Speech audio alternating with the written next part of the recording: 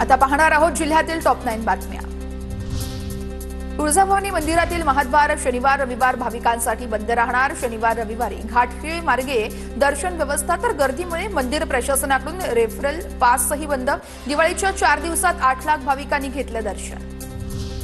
रायगड जिल्ह्यातील रोहात परमपूज्य पांडुरंग शास्त्री आठवले संकुलाचं खासदार सुनील तटकरेंच्या हस्ते अनावरण। महिला आणि बालविकास मंत्री अदिती तटकरे आणि हजारो स्वाध्याय उपासकांची उपस्थिती।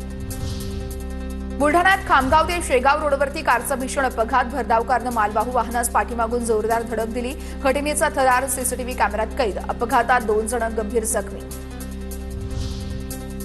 अमरावतीच्या मोर्शीमध्ये कृषी विभागाच्या लिपिकाची हत्या, एकाला अटक। पोलिसांकडून हत्येचा गुन्हा दाखल तर प्रेम प्रकरणातून हत्या झाल्याचा संशय।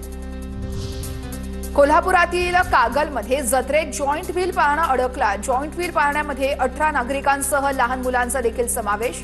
तर 70 फूट उंचीवरती अडकलेल्या जॉईंट व्हीलमधून नागरिकांची अखेर सुटका। जॉईंट व्हील पाळण्यात 5 तास नागरिक अडकले होते। यवतमाळमध्ये 52,000 लाडक्या बहीण लाभार्थ्यांची तपासणी पूर्ण। जिल्ह्यामध्ये 3,700 लाडक्या बहिणी लाभार्थी महिला अपात्र तर 48,000 लाभार्थी महिलांना मोठा दिलासा। नांदेड पनवेल एक्सप्रेसच्या एसी डब्यात गळती। प्रवाशांकडून रेल्वेच्या सुविधांवरती प्रश्नचिन्ह उपस्थित। प्रवाशांकडून रेल्वे प्रशासनावर नाराजी व्यक्त।